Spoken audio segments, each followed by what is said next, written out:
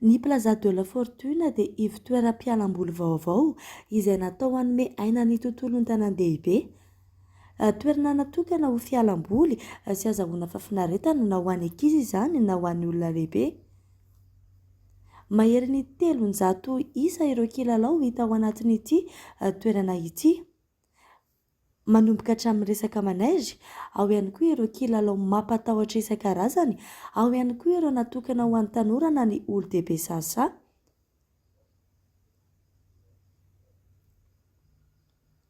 Ankoatra ny resaka kilalao dia ny Plaza de la Fortune dia centre commercial ihany koa, ahitana karazana sakafo isan-karazany ao anatin'ity toerana ity, ao ihany koa ny karazana fivarotana fanaka, ny fitaovana samihafa.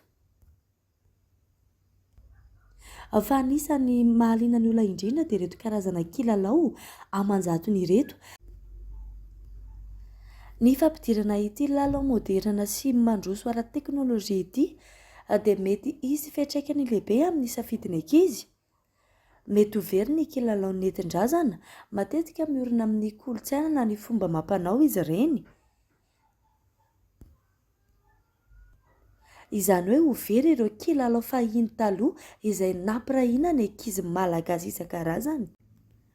Arivo ariary dia afaka milalao ao anatin'ity ivon-toerana vaovao Plaza de la Fortune ity.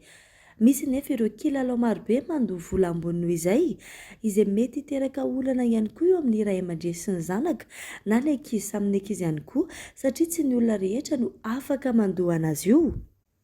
Noho izany dia mety hiteraka olana ara-tsosialy na ara-toekarena ihany koa ity ivon-toerana vaovao ity.